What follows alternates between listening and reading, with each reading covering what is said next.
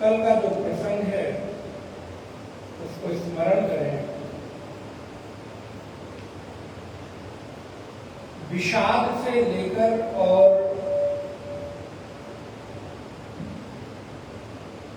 रहस्य तक पहुंचने तक, क्योंकि जो कल विचार चल रहा था, कल का जो विषय था, भगवान कृष्ण कहते हैं अर्जुन, मैं तुम्हें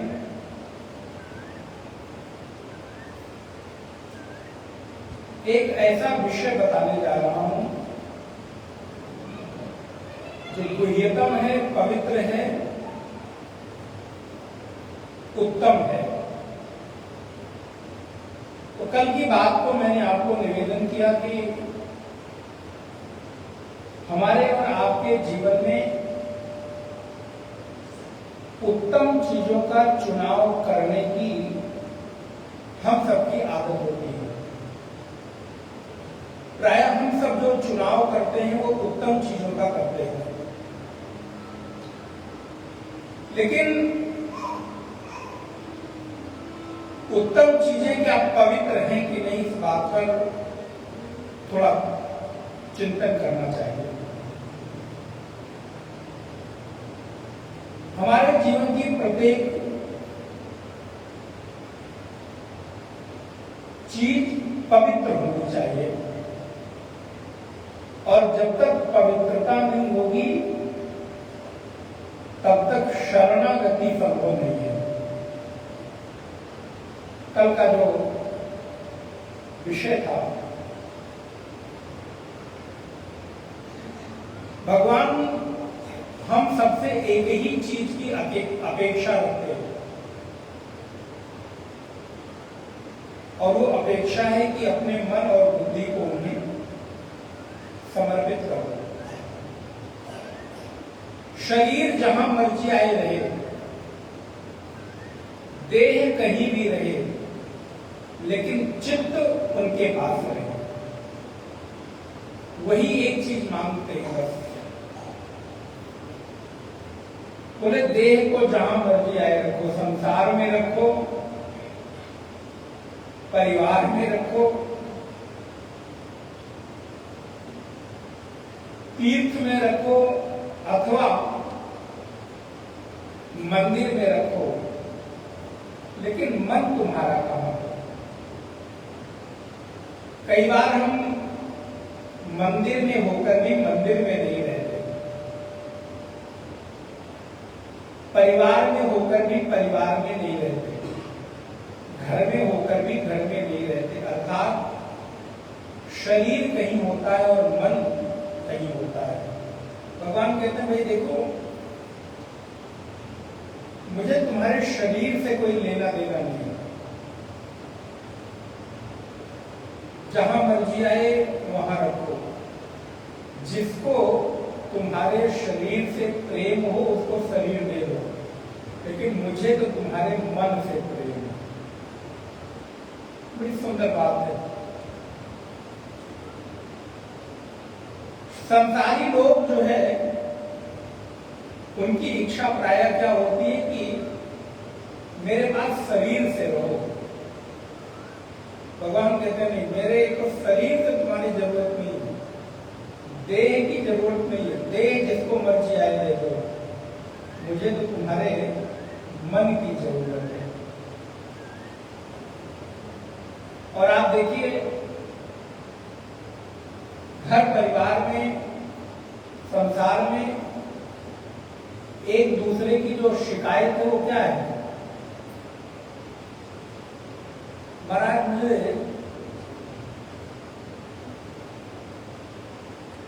मेरे पास नहीं रहते।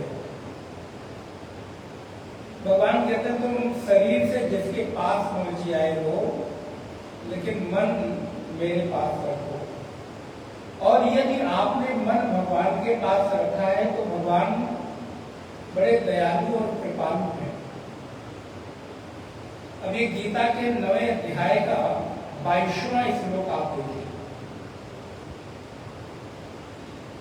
और पुनः पुनः इसको दोहराइए। याद कर लीजिए। अनन्याश्चिन्तयन्तो माम्, अनन्याश्चिन्तयन्तो माम्, ये जना पर्युपासते, ये जना पर्युपासते, तेषां नित्याभियुक्तानां, तेषां नित्याभियुक्तानां योगक्षेमं वहाम्यहम्, योगक्षेमं वहाम्यहम्।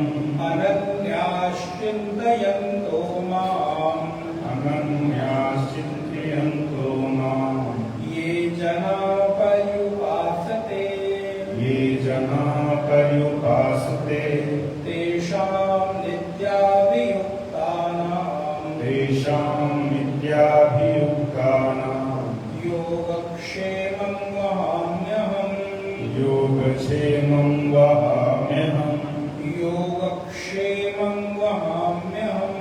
योगक्षेमं वहाम्यहम्। अर्जुन, योग क्षेम का वहन मैं करता हूं। हमारी आपकी चिंता क्या है? योग क्षेम की तो है। अच्छा, ये बताइए, आपके जीवन का अधिकांश समय आपके जीवन की किस चिंता को लेकर व्यतीत होता है?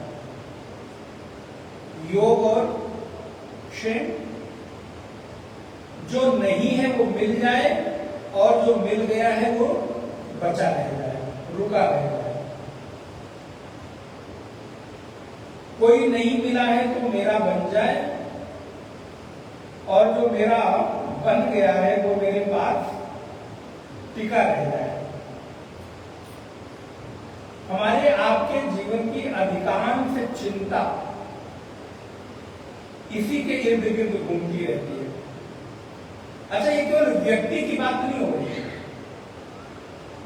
जो परिस्थिति नहीं मिली है वो परिस्थिति मिल जाए, और जो परिस्थिति मिल गई है वो परिस्थिति बनी रह जाए। जो व्यक्ति नहीं मिला है वो व्यक्ति मिल जाए, जो व्यक्ति मिल गया है वो बना रह जाए। जो संपत्ति नहीं मिली है मिल जाए, जो मिल गई है वो बची रह जाए। तो अगर विचार करके देखेंगे तो हमारे जीवन का जो इर्द गिर्द परिधि है वो इन्हीं के आसपास घूमती रहती है। भगवान कहते हैं, जी अगर इसकी जिम्मेदारी मैं ले रहा हूं तो तुम्हें चिंता करने की क्या जरूरत है?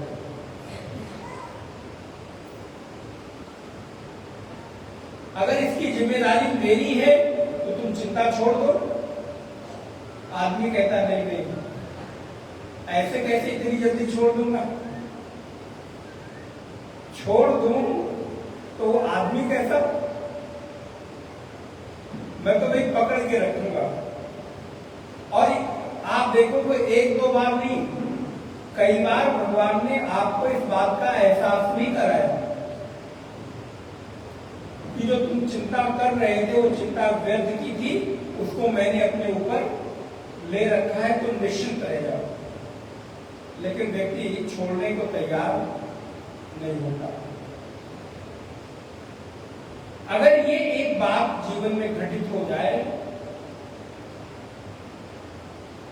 एक भरोसा मजबूत हो जाए, तो मैं आपको सच बता रहा हूं, आपके जीवन में समय ही समय है। आज हम और आप जो शिकायत करते हैं ना, हमारा टाइम, आज सबसे ज्यादा व्यक्ति के पास किसी चीज की कमी है तो किसकी है? बच्चा हो तो, बूढ़ा हो तो, जवान हो तो, नौकरी वाला हो तो, बिजनेसमैन हो तो तुम्हारा और बाकी दूर की है। उसको छोड़ो, महात्माओं के पास समय नहीं है। हम आप ही की बात नहीं कर रहे, हम अपने को भी उसमें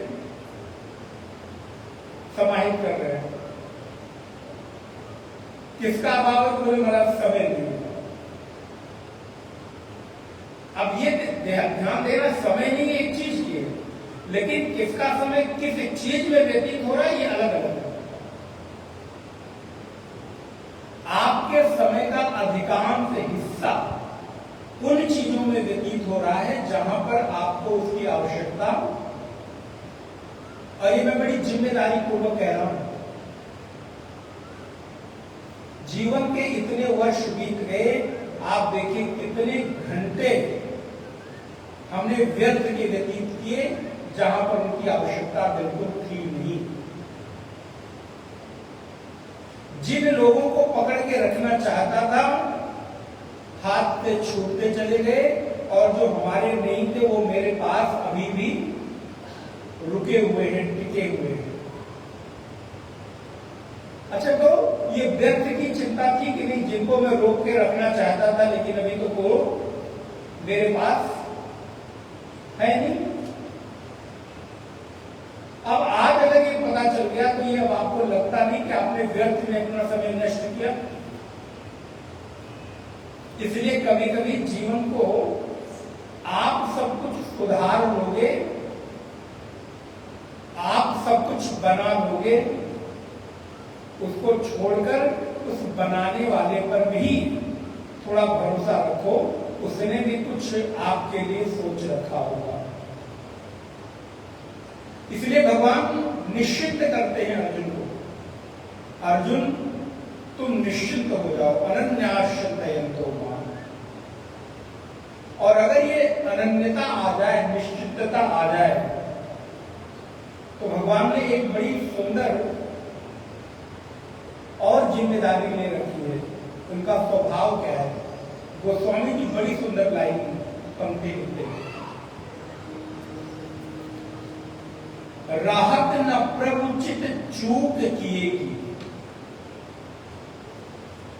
कुछ कुछ लाइनें पढ़ के तो मन एकदम, राहत न प्रभुचित चूक किएगी, करत सुरति सय पार ये की। ध्यान दीजिएगा, कितनी बड़ी बात भगवान कह रहे हैं। राहत न प्रभुचित चूक किएगी। अगर आपसे कभी चूक माने जानते ना, अवधि में कहते हैं महाराज चूक हो गई। चूक माने गलती हो गई, नहीं होना चाहिए था, हो गया। तो भगवान भी कहते हैं राहत न प्रभुचित चूक किएगी। प्रभु के चित्त में आपके किए गए चूक को कभी याद नहीं रखते। बोले कितनी बार? बोले करत सुरति सय बार ही, एक दो बार नहीं महाराज, सैकड़ों सैकड़ों बार भी अगर आपसे कोई चूक हो जाए तो भी प्रभु अपने चित्त में आपकी चूक को रखते नहीं है। आप विचार करके देखो, अगर प्रभु आपके चूक को अपने चित्त में रखते तो क्या आज आप जहां पे खड़े हैं वहां पर खड़े होने लायक रहते? Just think.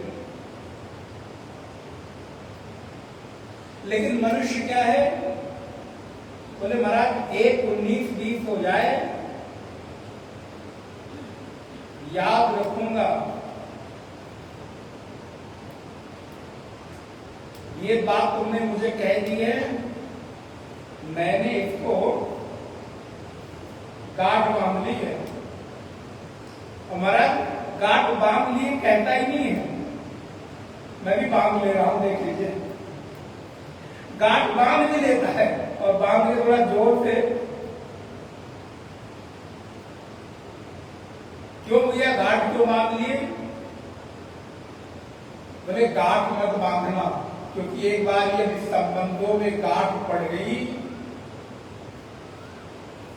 तो महाराज ये गांठ फिर बार बार आपको चुभेगी।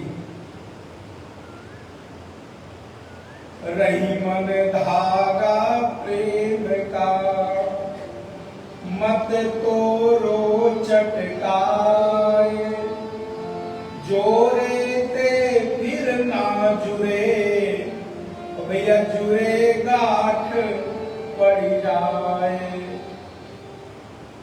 रहीमन धागा प्रेम का, मत तोरो चटकाए। ये जो प्रेम का धागा है ना, इसको तोड़ो मत। बोले क्यों? बोले जोरे ते फिर ना जुरे, जुरे गांठ पड़ जाए। एक बार जोड़ना चाहोगे जुड़ेगी नहीं, और अगर जुड़ गई तो उस जुड़े में गांठ पड़ जाएगी, फिर वो गांठ बार बार आपको चुभेगी।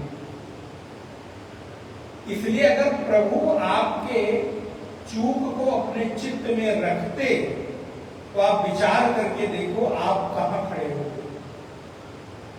प्रभु कितने दयालु हैं, कितने कृपालु हैं। कहते हैं एक दो बार नहीं, जो नर होई चराचर द्रोही, आवे शरण सभे तकी मोही। जो नर होई चराचर द्रोही, एक दो का नहीं, पूरे चराचर का भी यदि द्रोही हो तो भी अगर वो मेरी शरण में आ जावे, आवे मेरी शरण में आवे, तो भी मैं उसको अपने से दूर नहीं करता, बल्कि अपने गले लगा लेता हूं। लेकिन शर्त क्या है? 22वां श्लोक, अनन्याश्चिन्तयन्तो मां ये जना पर्युपासते, तेषां नित्याभियुक्तानां योगक्षेमं वहाम्यहम्। आओ, लेकिन कैसे आओ? बोले आना है तो एक शर्त है कि अपने चित्त से सारी चीजों का त्याग कर दो। बोले क्या क्या त्याग कर दो? बोले तज मत मोह कपट छल नाना, करौ साधुते ही सत्य समान। अगर चित्त में एक बात उतर जाए कि बोले महाराज तज मद मोह कपट छल नाना, करौ सत्य त्वहि साधु समाना। देखिए भगवान कितनी बड़ी बड़ी बातें हम लोगों को आश्वासन देते हैं, लेकिन महाराज एक हम लोग हैं कि मानने को तैयार नहीं, और मान ले तो मनुष्य किस बात के। बोले महाराज आप कितना भी कह लो, कितना भी सुना लो, मैं तो जहां हूं वही खड़ा रहूंगा, वहां से एक कदम हिलने वाला नहीं है। सुन कितना लूं, बदलूंगा नहीं, अडिग रहूंगा किस पे? बोले महाराज जो मेरा ईगो है ना, ईगो, वो जो मेरा अहंकार है, अगर अडिग हो गया, अगर मैं बदल गया तो उस अहंकार का क्या हो जाएगा? इसलिए भगवान बार बार कहते हैं, फिर भी मनुष्य सुधरता नहीं। सुनहु सखा निज कहूं सुभाऊ, जानी भुसुम शंभो गिरि जाऊ, जो नर होई चराचर द्रोही, आवे सभय शरण तकी मोही।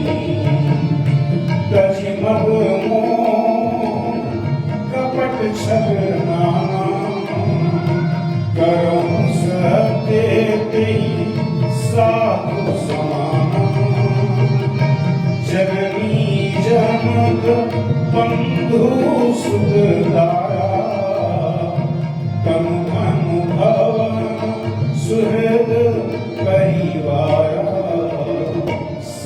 के ममता काद बटोरी मम पदम में बांधी बरडोरी अस सज्जन ममूर बस कैसे योगी हृदय बसई कैसे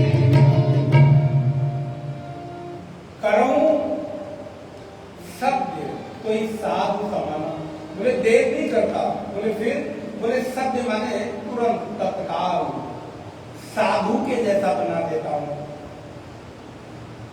गलती कितनी बड़ी हो, बोले किसी ने मुझे एक शब्द अपशब्द में कह दिया, इतना ही नहीं, बोले तुम चराचर को मारकर चराचर का द्रोह करके भी मेरी शरण में आ जाओ, लेकिन अनन्य होकर मन बुद्धि को मुझ में समर्पित कर दो, तो मैं तुम्हारी किसी गलती की ओर ध्यान। अच्छा, तो आप यहाँ जितने भी लोग बैठे हैं, आप लोगों के जीवन में कभी किसी एक बार भी ये अनुभव है कि नहीं भगवान ने आपको बार बार माफ किया है? कितना भी कुछ आपने किया, लेकिन फिर भी भगवान ने कभी आपको आपके गलती की सजा उस रूप में नहीं दी जो होनी चाहिए थी। आपके जीवन का अनुभव हो या ना हो, मैं तो उस अनुभव को अनुभव करता हूं। हमने जितना द्रोह किया भगवान से, उसके बदले भगवान ने कभी हमारी गलती को अपने चित्त में। अच्छा, हमारा आपका क्या स्वभाव है? कोई एक व्यक्ति हमारे को उठकर खड़े होकर सम्मान न करे, इतने घर को मैं अपने मन में कथा आपको मालूम है। महाराज दक्ष को सारे लोग खड़े होकर सम्मान कर रहे हैं, एक केवल भगवान शिव नहीं खड़े हुए सभा में। और दक्ष की स्थिति क्या हुई? आदमी का स्वभाव क्या है, व्यक्ति का स्वभाव क्या है? 100 लोग मेरा सम्मान कर रहे हैं, उस ओर दृष्टि नहीं जाएगी। एक व्यक्ति मेरे को कुछ अपशब्द बोल दे तो वो चित्त में याद रह जाएगा। किसी ने मेरा कितना उपकार किया वो याद नहीं रहता, लेकिन किसी ने एक बार मेरा कोई अपकार कर दिया है तो व्यक्ति वो भूल नहीं पाता। अच्छा, आप जस्ट विचार करके देखो, ऐसे ही अगर हमारे प्रभु होते तो हमारी क्या स्थिति होती? मुझे ये वाली लाइन ना गोस्वामी जी की बड़ी आनंद देती है। राहत न प्रभु चित। आप लोग भी जरा हमारे साथ बोलिए, याद करिए और उस प्रभु की करुणा को अनुभव करिए कि आपके बार बार गलती करने के बाद भी भगवान ने आपको हर बार माफ किया है। राहत न प्रभु चित चूक किएगी, करत सुरत सय बार किए। एक बार, 2 बार, 4 बार, 10 बार, बोले नहीं महाराज, ये जीवन का इतना अनुभव हो गया है कि अगर भगवान की जगह कोई और व्यक्ति होता तो मेरी तरफ को नजर उठाकर देखता भी नहीं। लेकिन प्रभु की करुणा देखो, उनकी कृपा देखो। हर रोज गलती करता हूं। यहां व्यक्ति एक बार मेरे ऊपर कोई उपकार कर देता है तो उसका बदला, उसका एहसान जीवन भर जताता रहता है। भगवान इतना सुंदर शरीर देकर, इतनी सुंदर व्यवस्था देकर, इतने सुंदर वातावरण में रखता है, फिर भी उसके प्रति कभी हम कृतज्ञता। अरे मेरे भाई बहन, अगर जीवन में आप आभारी बनना सीख जाएं, धन्यवाद देना सीख जाएं, तो आपका जो अहंकार है ना, वो धीरे धीरे झुकने लगेगा। आज आपके अहंकार के उठने का, अहंकार के बढ़ने का एक कारण ये भी है कि जो आपको मिला है, उस अपने मिले हुए को और अपनी योग्यता को आप देखते नहीं हो। आप सच मानना, आपको आज जो भी मिला है, आपको आपकी योग्यता से अधिक मिला है। इतनी आपकी योग्यता नहीं है जितना भगवान ने आपको दिया है।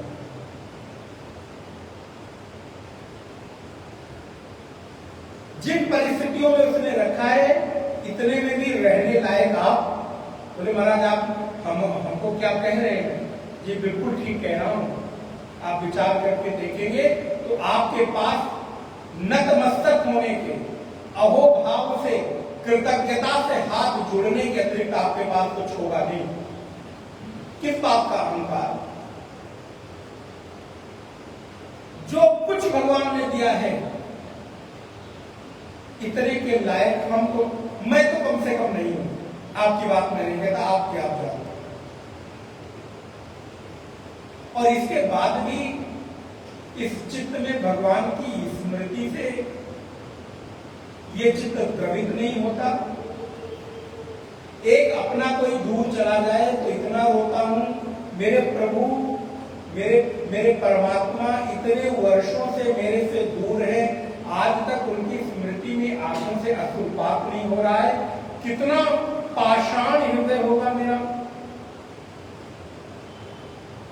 संसार का एक लौकिक संबंध, जिसको आज के 10 दिन पहले हम नहीं जानते थे, 1 महीने पहले हम नहीं जानते थे, एक साल पहले हम नहीं जानते थे, वो हमसे दूर जाता है या दूर जाने का एहसास भर होता है तो मैं व्याकुल हो उठता हूं।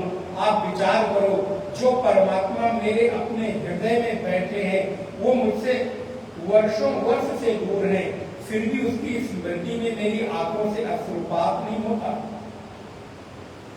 मेरे से पाषाण हृदय, मेरे से कठोर हृदय भला किसका होगा? मेरा चित्त तो द्रवित हो जाना चाहिए। भगवान कहते हैं अर्जुन, अगर तुम्हारा चित्त मेरी कृपा करुणा को याद करके द्रवित हो जाए तो बस तुम्हें कुछ और चाहिए नहीं, बाकी के लिए तो मैं बैठा हूं।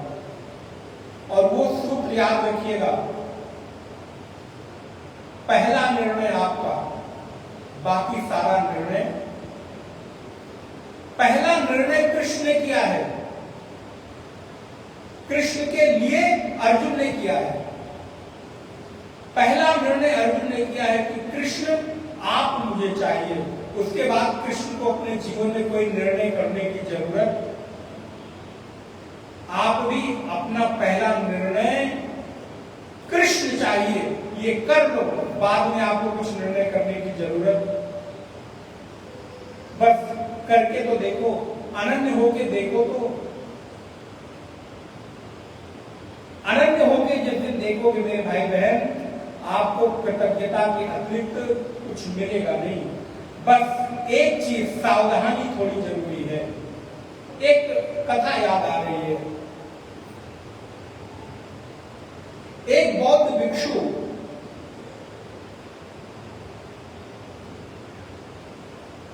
मुमुक्षा जिज्ञासा की खोज में जंगल की ओर भटकते हुए निकल गया। भटकते भटकते पता चला एक महात्मा जंगल में रहते हैं, उनके पास जाओ, तुम्हें जीवन के कुछ सूत्र मिलेंगे। ध्यान रखना मेरे भाई बहन, आप जितनी कथाएं सुनते हो, वहां किसी के जीवन की किसी भी समस्या का समाधान यदि कहीं मिलता है तो वो कौन सी जगह है? सारी कहानी, सारी कथाओं में एक चीज जरूर आएगी, व्यक्ति परेशान था तो किसी गुरु के पास गया। वो बौद्ध भिक्षु खोजते खोजते उस महात्मा के पास पहुंचा, प्रणाम किया, मुझे कुछ उपदेश करिए। थोड़ी देर तो महात्मा महात्माओं की भी ना अपनी अपनी मस्ती होती है, अपनी मौज होती है। उनको फोर्स से आप कुछ काम नहीं करा सकते। मौज आई तो ठीक है, वाह रे मौज फकीरा दे। मौज आई तो ठीक है, नहीं तो भाई बैठे रहो। मौज आएगी तो आपसे प्रिय कोई नहीं है, और मौज आई तो कोई आए तो ना आए तो कोई फर्क। ये महात्माओं का अपना एक स्वभाव हो जाता है। उस भिक्षु ने प्रार्थना किया, गुरुदेव कुछ उपदेश करिए। बोले आओ चलो चलते हैं। महात्मा उसको लेके गए और जंगल के बीचों बीच एक बड़ा ऊंचा पेड़ था, ध्यान दीजिएगा। तो महात्मा ने कहा देख लो पेड़? बोले हाँ। बोले पेड़ पे चढ़ जाओ। बोले मैं आया था साधना सीखने, पेड़ पे चढ़ रहे, लेकिन अब परीक्षा है, उत्तीर्ण होना है। महाराज पेड़ पर चढ़ गए। चढ़ते चढ़ते पेड़ के सबसे ऊंचे स्थान पर पहुंच गया। पहुंचकर अभी वहां एक सेकंड खड़ा ही हुआ था, तब तक गुरु ने इशारा किया नीचे आ जाओ। महाराज नीचे उतरने लगा और नीचे उतरते उतरते एक जमीन से 5-10 फीट बाकी रह गया होगा उसको नीचे उतरना, जबकि वो उस पेड़ में 20-25 फीट ऊपर से आ रहा था। तब वो नीचे खड़े महात्मा ने बड़ी जोर से आवाज लगे, सुनो थोड़ी सावधानी से उतरो, धीरे धीरे उतरो, देखो कहीं गिर पड़ोगे तो चोट लग जाएगी। अब उस महात्मा का माथा ठनका। बोले बताओ, जिस समय मैं ऊपर चढ़ रहा था, जिस समय सावधानी की जरूरत थी, उस समय तो इन्होंने नहीं कहा कि सावधानी से चढ़ना, कहीं गिर गए तो चोट लग जाएगी। अब मैं नीचे उतर आया हूं, 5 फीट 10 फीट नीचे बाकी रह गया है। अब देखो इसकी बुद्धि को, अब कह रहा है कि आराम से उतरना, सावधानी से उतरना, कहीं चोट न लग जाए। अब महाराज को गुरु के कहे अनुसार धीरे धीरे आराम से जमीन में उतरा, लेकिन उसका दिमाग तो इसके पीछे रहस्य क्या है, इसके पीछे उद्देश्य क्या है। नीचे उतरा, आके साष्टांग प्रणाम किया, गुरुदेव मैं नीचे आ गया हूं, आप कुछ कहो, उससे पहले मुझे कुछ पूछना है। महात्मा ने कहा पूछो भाई क्या बात है। बोले ये बताइए, जिस समय मैं पेड़ के ऊपर चढ़ रहा था उस समय सावधानी की जरूरत थी, उस समय तो आपने मुझे सावधान नहीं किया, टोका नहीं। जब मैं नीचे उतर आया था, लगभग थोड़ी सी दूरी रह गई थी, तब आप कह रहे हो सावधानी से उतरना, इसके पीछे रहस्य क्या है। गुरुदेव मुस्कुराए, हंसे, बोले बेटा यही साधना है। बोले मतलब? बोले मतलब जब हम साधना में उतरते हैं व्यवहारिक दृष्टि से, जब हम किसी से संबंध में उतरते हैं, किसी के साथ अपनत्व का संबंध स्थापित करते हैं, तो उस समय मैं खुद ही सावधान होता हूं, क्योंकि मुझे उसके साथ आगे बढ़ना होता है। ध्यान रखिएगा, जिस समय एक साधक साधना में उतरता है वो खुद ही सावधान रहता है, उसे सावधान करने की जरूरत नहीं होती। वो जब अपने लक्ष्य पर पहुंचने वाला होता है तब निश्चिंत हो जाता है कि अरे अब क्या, अब तो लक्ष्य सामने है, अब थोड़ी असावधानी भी हो जाए तो कोई फर्क। और परिणाम होता है लक्ष्य मिलते मिलते थोड़ी सी असावधानी के कारण वो चूक जाता है और अपने लक्ष्य को प्राप्त। इसलिए मैंने तुमको कहा, तुम चढ़ते समय खुद सावधान थे, मुझे सावधान करने की जरूरत नहीं थी। उतरते समय तुम असावधान हो सकते थे, इस भ्रम में कि अब तो तुम्हें जमीन मिल गई है, लक्ष्य मिल गया है।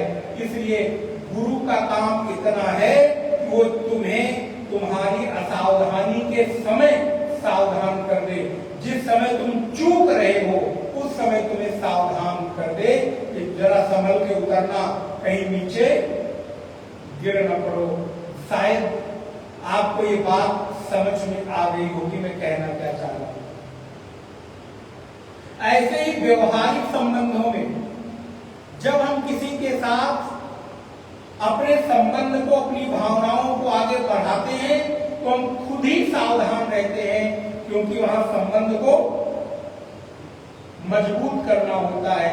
लेकिन जब संबंध मजबूत होकर आकार लेने वाला होता है तब हम असावधान हो जाते थे। अब ये तो मेरा ही है, अब क्या करना है सावधान होकर, बस वही चूके और परिणाम हुआ कि मैं अपनी सारी किए कराए मेहनत को विफलता मेरे हाथ लग जाती है। इसलिए भगवान कहते हैं अर्जुन, अनन्य होकर जो मेरी शरण में आ जाता है उसके योग और क्षेम का जिम्मेदारी, उसके योगक्षेम की जिम्मेदारी मेरी हो जाती है। फिर उसे सोचना नहीं पड़ता। उसके पास जो नहीं होता उसको मिला देता हूं, जो रहता है उसको उसके पास बचाकर रखता हूं। और ध्यान दीजिएगा, योगक्षेम का एक अर्थ मुझे और समझ में आता है। उसका तात्पर्य है जब जो आप चाहते हो तब मिल जाए, इसका नाम योगक्षेम नहीं है। पता है हम भगवान के विधान पर उंगली क्यों उठाते हैं? क्योंकि मुझे लगता है जब मुझे जरूरत है तब वो चीज मिल जाए। भगवान कहते नहीं, जब तुम्हें जरूरत है वो चीज नहीं मिलेगी। जब मुझे लगता है कि अब वो तुम्हारी आवश्यकता है तब मैं उसको मिलाता हूं। और आप ये देखोगे जीवन में आपको तब आपकी समस्याओं का समाधान हुआ है जब जब आपको जरूरत हुई है, आपको कोई मार्ग नहीं दिखता, तब परमात्मा कोई ना कोई रूप लेकर आपको प्रेरित करके समाधान दे देते हैं। इसलिए भगवान आपकी इच्छा के अनुरूप नहीं, तुम्हारे जब आवश्यकता होती है उसके अनुरूप योगक्षेम का वहन करते हैं। मैं इसको ऐसे कहता हूं, भगवान आपके नीड की जरूरत को, आपकी जो नीड है वो पूरी करते हैं। भगवान आपके ग्रीड को पूरी। योगक्षेम का अर्थ आपकी ग्रीड को पूरा करना नहीं है, बल्कि आपकी नीड को पूरा करना है। नहीं तो हम तो क्या क्या मांगते रहते, क्या क्या चाहते रहते। और ध्यान रखिएगा, सब जो आप चाहते हैं आपके लिए हितकारी हो, आपके लिए उपयोगी हो, या आपको जरूरत, ये आपको पता। कई बार आप अनजाने में ऐसी भी चीज मांग लेते हो जो आपके लिए उपयोगी, आगे चलकर वो आपके अहित का कारण बनेगी। इसलिए भगवान आपकी उस बात को पूरी नहीं करते, बल्कि जब जब जो आपकी आवश्यकता होती है उसको भगवान समय समय पर पूरा करते रहते हैं। इसलिए मेरे भाई बहन, इस 22वें अध्याय के 22वें श्लोक को अपने मन में जरूर छाप के रखिएगा। घर में कहीं छाप कर रखें, बड़ी अच्छी बात है। इसलिए मैं कह रहा हूं, इससे आपको बहुत बल मिलेगा। इस श्लोक को पढ़ने से आपका भरोसा मजबूत होगा। जब जब आप परेशान हो ना, तब तक इस श्लोक को 11 बार 21 बार आप पढ़ लिया करो, पाठ कर लिया करो। ये मंत्र की तरह काम करेगा, भरोसा रखिए। गीता के प्रत्येक श्लोक आपको मंत्र की तरह काम करते हैं। जब आपको लग रहा हो कि आपके जीवन की अब कोई आवश्यकता है, पूरी नहीं हो रही है, तब तक भगवान को याद दिला दो, प्रभु तुमने ही तो वादा किया है, अपने वादे को और इस मंत्र को, इस श्लोक को पढ़कर उनके सामने याद दिलाओ। संसार के सामने मत गिड़गिड़ाओ। संसार आपकी सुनेगा, मजाक ऊपर से उड़ाएगा। रही मन निज मन की व्यथा, मन ही राखो गोई। सुनी इठी लई है लोग सब, बाटी न लई है कोई। इसलिए जब जब आपको लगे कि आपकी कोई जरूरत पूरी नहीं हो रही है, आपको कोई समाधान नहीं मिल रहा है, आपका कोई मार्ग नहीं खुल रहा है, तब भगवान के सामने जाओ, हाथ जोड़ो और इस श्लोक को 11 बार, 21 बार, 108 बार माला जप कर लो। चलिए मेरे साथ बोलिए, अनन्याश्चिन्तयन्तो माम्, ये जना पर्युपासते, तेषां नित्याभियुक्तानां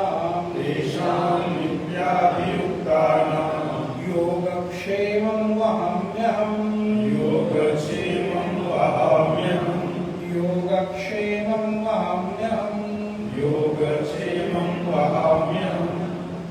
आपसे कोई प्रॉमिस करता है, वो भूलता है, तो आप उसको क्या कहते हो? याद दिलाते हो ना? क्या कहते हो? तो मैं तुम्हारा प्रॉमिस भूल गया, याद है? ऐसे ही कभी भगवान मुझे भूलते नहीं, लेकिन फिर भी भगवान को जाके याद दिलाओ, प्रभु ये आप ही की प्रॉमिस है, आप ही का वादा है, पूरा करो। और सच मानो मेरे भाई बहन, वो पूरा करेंगे। आइए 10वें अध्याय में प्रवेश करें। ओम श्री परमात्मने नमः। ओम श्री परमात्मने नमः। अथ दशमोऽध्यायः।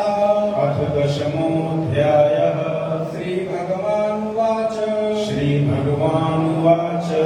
भूय एव महाबाहो, शृणु मे परमं वचः, यत्तेऽहं प्रीयमाणाय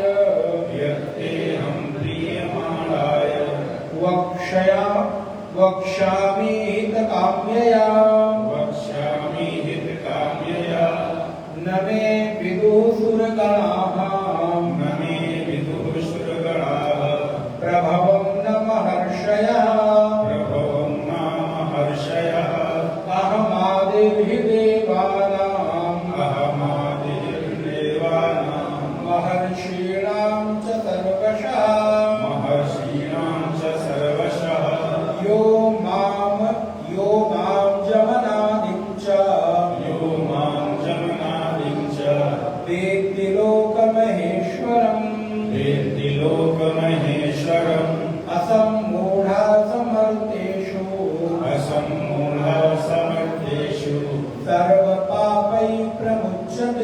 सर्वपापैः प्रमुच्यते, बुद्धिर्ज्ञानमसम्मोहः, क्षमा सत्यं दमः शमः,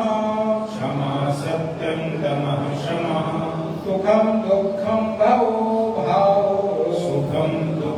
भवो भावो, भयं च भयमेव च,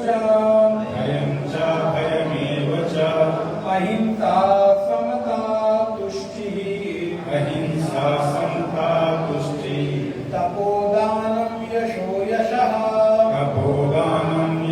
यशः, भवन्ति भावा भूतानां, मत्त एव पृथग्विधाः, महर्षयः सप्त पूर्वे, चत्वारो मनवस्तथा,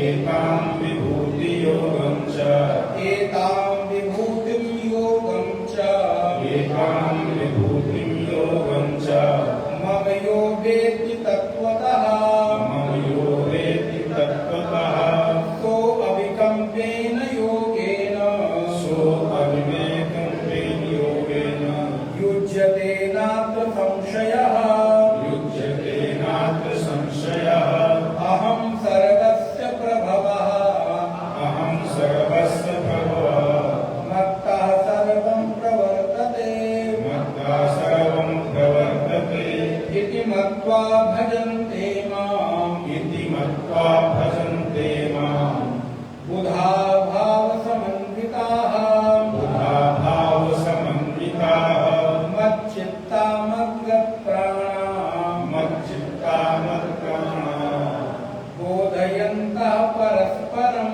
बोधयन्तः परस्परं कथयन्तश्च मां नित्यं कथयन्तं मां नित्यं तुष्यन्ति च रमन्ति च तुष्यन्ति च रमन्ति च तेषां सततयुक्तानां तेषां सततयुक्तानां भजतां प्रीतिपूर्वकं भजतां प्रीतिपूर्वकं ददामि बुद्धियोगं तं ददामि बुद्धियोगं तं येन मामुपयान्ति ते येन मामुपयान्ति ते येन मामुपयान्ति ते येन मामुपयान्ति ते भगवान कहते हैं, अर्जुन भूय एव महाबाहो शृणु मे परमं वचः यत्तेऽहं प्रीयमाणाय वक्ष्यामि हितकाम्यया। अर्जुन, तुम मेरे वचन को सुनो, मेरी बात को सुनो। तुम मुझे अतिशय प्रेम रखने वाले हो। देखो भैया, ये जो बात है ना, समय समय पर भगवान कहते रहते हैं। और ये जो बात प्रेम की है ना, ये बड़ी निराली है थोड़ी। ये जो बात प्रेम की है, संसार की थोड़ी अटपटी सी चीज है। प्रेम एक ऐसा तत्व है जिसकी निश्चित कोई व्याख्या नहीं है। कोई कहते प्रेम ऐसा ही है। आज तक तो प्रेम को कोई व्याख्या कर नहीं पाया।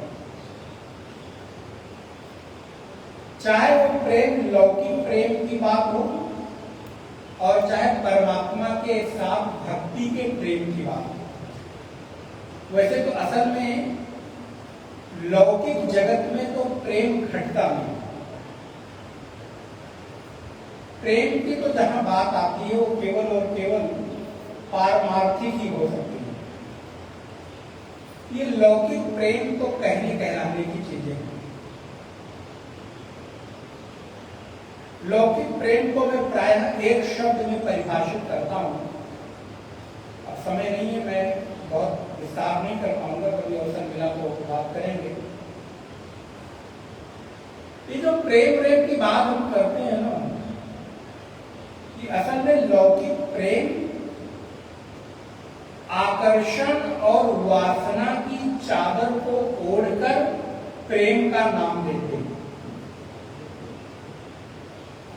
दोबारा रिपीट कर रहा हूं। असल में संसार में जो प्रेम जैसी चीज घटित होती हुई दिखाई देती है ना, वो प्रेम नहीं, वो तात्कालिक क्षणिक किसी परिस्थिति के कारण कोई आकर्षण अथवा वासना का प्रभाव चित्त पर हावी हो जाता है, जिसको हम आकर्षण स्वीकार नहीं कर पाते, तो उसका नाम प्रेम दे देते हैं। आप मेरे से सहमत होने जरूरी नहीं, लेकिन असहमत होने के पहले एक बार विचार कर लीजिएगा, तब असहमत होइएगा। महाराज, प्रेम भी हो जाए और हम किसी का अहित भी कर दें। मैं क्यों कह रहा हूं ये बात? मतलब मुझे प्रेम भी हो जाए और मैं किसी के अहित की कामना भी कर डालूं, भैया ऐसा प्रेम तो मुबारक हो आपको। एक तरफ मैं कहता हूं कि मुझे आपसे प्रेम हो गया है, आप मुझे नहीं मिले तो मैं ऐसा कुछ कर लूंगा या कर डालूंगा या कर दूंगा कि जिससे तुम जिंदगी भर याद रखोगे। अरे ये कोई प्रेम है यार? प्रेम इसको नहीं कहते। प्रेम की सबसे बड़ा पैमाना अगर कोई है तो वो है त्याग। ध्यान रखिएगा, आप जिससे प्रेम करते हैं उसके लिए कितनी कुछ चीजों का त्याग कर सकते हैं।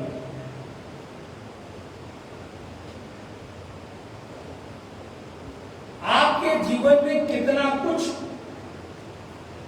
अपने प्रेमास्पद के लिए त्याग की भावना चित्त में बढ़ती जाती है। वही आपके प्रेम की असल में कसौटी है। अगर प्रेम केवल और केवल पाना चाहता है तो कभी प्रेम नहीं हो सकता। प्रेम तो देने की चीज है, बांटने की चीज है। प्रेम एक से अधिक चित्त को आनंदित करने की चीज है। प्रेम भी हो जाए और मैं किसी के ऊपर तेजाब भी डाल दूं, ये कौन सा प्रेम भैया? प्रेम भी हो गया और मैं तुम्हें प्रताड़ित, परेशान और तुमको ऐसी सबक सिखा दूं कि तुम जिंदगी भर याद रखोगे। ये कौन से प्रेम की परिभाषा है?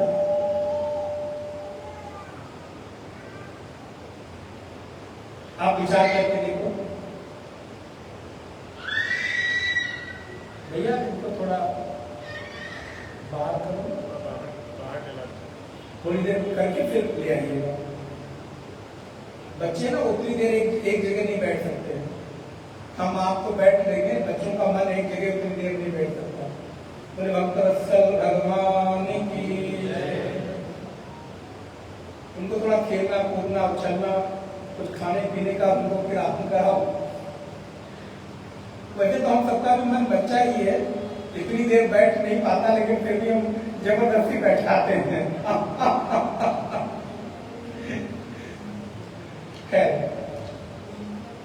अर्जुन को भगवान कहते हैं, अर्जुन मैं तुमको प्रेम करता हूं, तुम मुझे प्रेम करते हो। आप विचार करके देखो, कृष्ण और अर्जुन में प्रेम है। प्रेम कोई निश्चित पैमाने के भीतर नहीं होता है, स्त्री और पुरुष में नहीं होता, किसी जाति, आयु और लिंग में नहीं होता। प्रेम एक ऐसा कोमल एहसास है, प्रेम एक ऐसा कोमल एहसास है जिस एहसास का अनुभव केवल प्रेमी हृदय कर सकता है, उसको बयान। लेकिन ध्यान रखिएगा, प्रेम हो, कामना, आकर्षण और वासना थोड़ा सूक्ष्म भेद है, महीन पर्दा है। और मैं निवेदन कर रहा हूं, कहीं आप अपने वासना और कामना को पूरा करने के लिए प्रेम की चादर ओढ़कर प्रेम रूपी पवित्र शब्द को मटमैला तो नहीं कर रहे हो।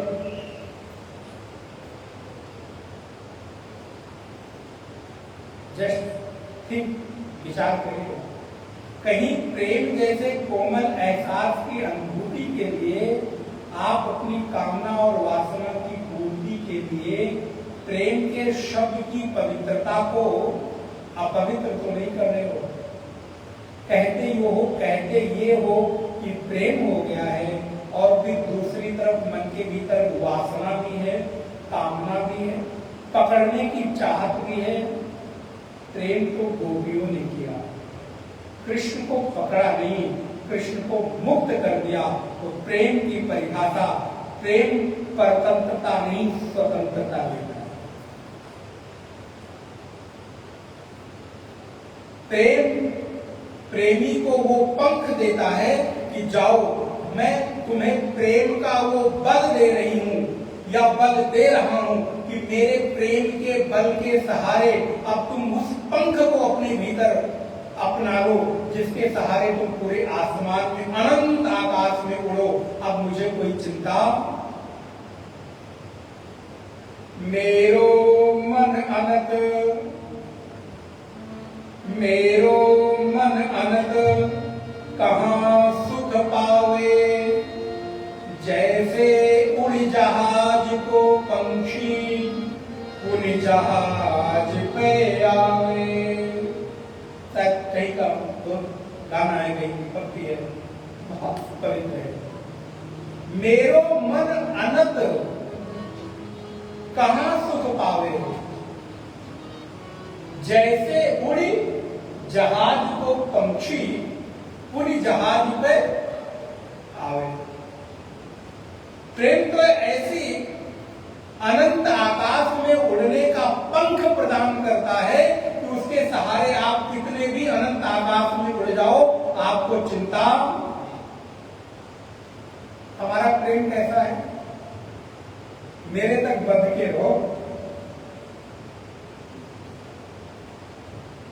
हमारा प्रेम कैसा है? मेरे अतिरिक्त कहीं नजर भी उठाकर देख लिया तो फिर पता चला कि महाराज पूरा सिर जो है घर सिर पे उठा लिया, ऐसा कुछ नहीं, सिर घर पे उठा लिया। हमारा प्रेम कैसा है? बोले चूंकि हमारे प्रेम में एक कामना और वासना की ऐसी गंदी चादर है जिसपे प्रेम का पवित्र शब्द पड़ता है तो वो हमको सुहाता नहीं है। और ऐसा जब कोई प्रेमी प्रेम करता है तो ऐसे अपवित्र हृदय वाले को ऐसा प्रेम सुहाता नहीं, अच्छा भी नहीं लगता। अब कभी चर्चा होगी तो मैंने कभी कई क्लास ऐसे सत्संग इन शब्दों पर किए हैं। अब समय नहीं है, नहीं तो मन तो नहीं है। एक पैमाना, एक परिभाषा और कह के मैं आगे बढ़ जाऊं। प्रेमी हृदय पता है क्या चाहता है? वो जिससे प्रेम करता है उसके लिए ऐसा कुछ कार्य करे जिस कार्य और चेष्टा से मेरे प्रेमी के हृदय में प्रसन्नता हो, और फिर प्रेमी के हृदय में उठी हुई प्रसन्नता को अनुभव करके जो अपने आप को आनंद की अनुभूति करता है उसको प्रेमी कहते हैं। शायद एक बार और क्लियर कर दूं, स्पष्ट नहीं हुआ होगा। जिससे मैं प्रेम करता हूं उससे सुख की आकांक्षा नहीं करता, बल्कि जिससे प्रेम करता हूं वो जो जिस कार्य से सुख आनंद की अनुभूति करता है ऐसी चेष्टा करूं, और उस चेष्टा को वो देखकर आनंदित हो, प्रसन्न हो, फिर उसकी प्रसन्नता को देखकर मैं प्रसन्न हूं। ये है प्रेम। जेहि विधि प्रभु प्रसन्न मन होई, करुणा सागर कीजिए सोई। गोपियों ने अपनी प्रसन्नता के लिए कृष्ण को बाध्य नहीं किया, ध्यान रखिएगा। कभी प्रसंग आए गोपी कृष्ण का, गोपी गीत का अवसर मिले तो इस पर विस्तृत चर्चा हो सकती है। गोपियों के किसी भी प्रतिक्रिया, किसी भी चेष्टा में अपने सुख की इच्छा नहीं है। गोपियों की प्रत्येक चेष्टा कृष्ण सुख है। यह है प्रेम। प्रेम स्व सुखे सुखित्व नहीं, पर सुखे सुखित्व। जिससे प्रेम करते हैं उसके सुख में मुझे सुख की अनुभूति है।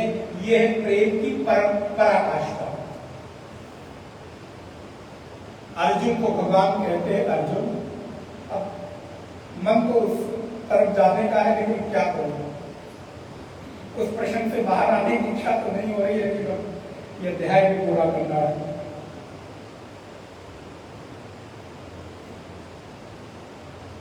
इतना पवित्र भाव है ना गोपियों का, और गोपी का ही नहीं,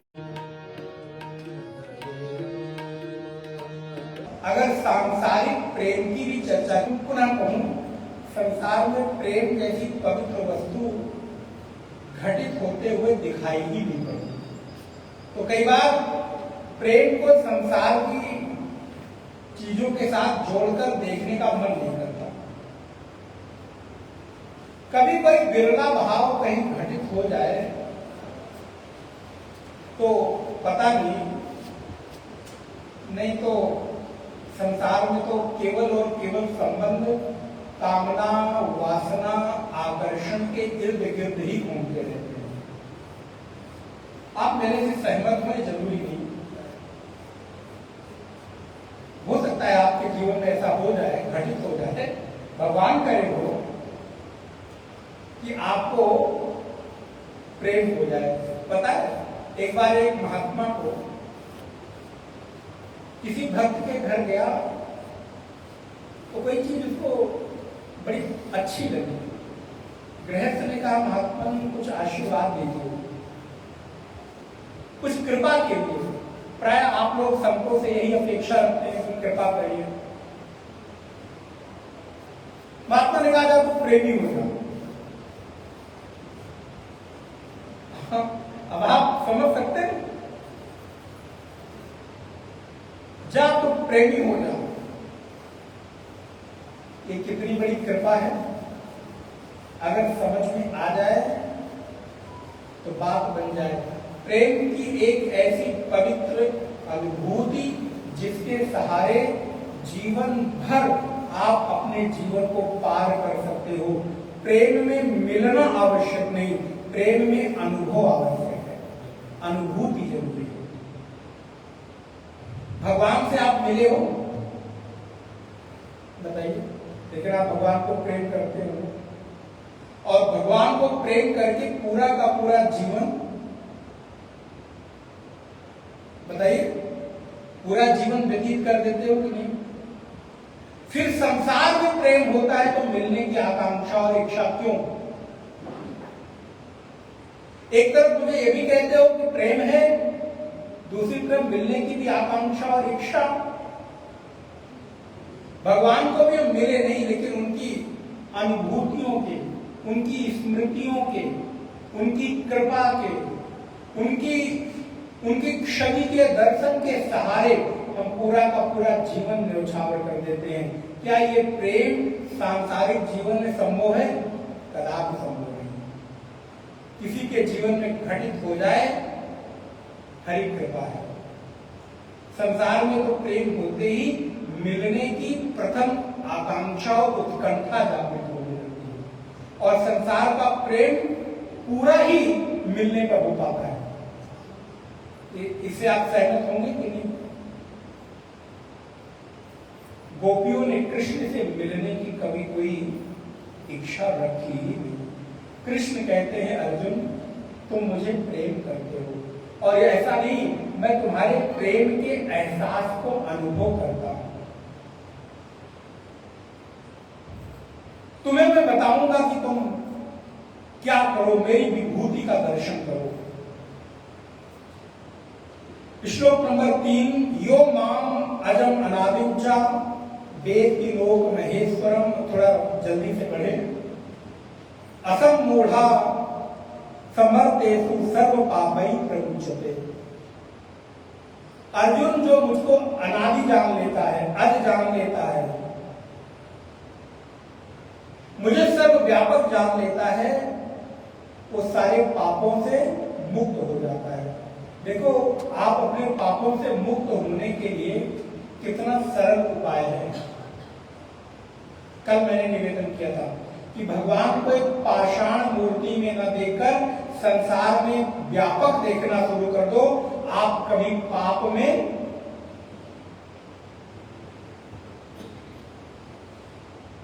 अच्छा, तो जब आप कोई पाप करते हो तो आपको ये एहसास होता है कि आपको भगवान देख रहा है? पाप करते समय भूल जाते हो कि भगवान, अगर आपको प्रतिक्षण ये एहसास बना रहे कि भगवान आपको देख रहे हैं, तो क्या आपसे कोई पाप हो पाएगा? जहां आपको पता चल जाता है कि आप सीसीटीवी के, क्या कहते हैं, मुस्कुराइए, आप सीसीटीवी की कैमरे की नजर में है, वहां महाराज फोन पर बात करते समय भी आप सावधान रहते हैं। क्यों? क्योंकि सीसीटीवी की, भगवान की नजर चारों तरफ मुझे कैद कर रही है, मैं कभी सावधान नहीं होता। भगवान कहते हैं अगर मुझे सर्वव्यापक देख अनुभव कर लो अर्जुन, आज अनादि अनुभव कर लो, तो तुम कभी पाप में, तुमसे कोई पाप होगा ही नहीं। और बुद्धि ज्ञान सम्मोह क्षमा सत्यम दमः शमः, ये कुछ हमारे जीवन के गुण हैं। क्या क्या? क्षमा। क्षमा तो आपको मालूम ही है, आप सबको।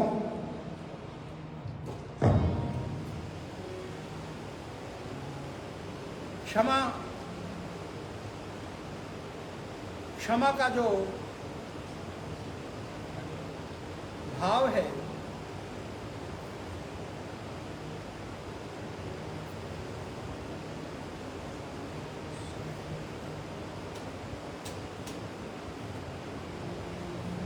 नारायण, आपके सामने एक बोर्ड लगा है, क्षमा का देख रहे हैं। क्षमा का तात्पर्य होता है जिस हृदय में अब किसी से बदला लेने की इच्छा न रह गई हो, ऐसी वृत्ति का नाम, ऐसी वृत्ति का नाम, क्या आप क्षमा कर सकते हैं? क्षमा करना सीखो। और क्षमा एक व्यक्ति करता है और मुक्त दो लोग होते हैं। इसी पर एक पूरा ग्रंथ है। जिनके पास ना हो उनके पास सत्संग के बाद जरूर ये ग्रंथ ले लीजिएगा, यहां पर अच्छे लिखे जाए देवेश से। क्षमा अर्थात जो अपने चित्त में अब किसी से राग द्वेष से उपराम होकर किसी के अहित की कामना नहीं करता, ऐसे चित्त का नाम क्षमा है। क्या मेरा चित्त इतना उदार हो पाया, उदार हो पाया? इसीलिए भगवान शंकराचार्य संसारी लोगों से क्षमा नहीं मांगते, भगवान से क्षमा मांगते। क्षन्तव्यो मे अपराधः शिव शिव शिव भो श्री महादेव शंभो। हे शिव, मेरे अपराध को क्षमा करो। मेरे जीवन में जाने अनजाने कोई गलती, कोई अपराध हो गया हो, उसे क्षमा करो। और जब आप क्षमा मांग लेते हो तो आपका चित्त भार मुक्त हो जाता है। अच्छा, कभी आपने क्षमा मांग के अपने आप को भार मुक्त होने का एहसास जिया है कि नहीं? गलती किसी की भी हो, क्षमा कर देते हो या कोई आपको क्षमा कर देता है, तो आपको कैसा अनुभव होता है बताइए? एक चित्त में भार मुक्ति की अनुभूति होती है। इसलिए क्षमा कैसे मांगा जाए, किससे मांगा जाए, ये भी आना चाहिए। भगवत शंकराचार्य ने पूरा स्तोत्र लिख दिया।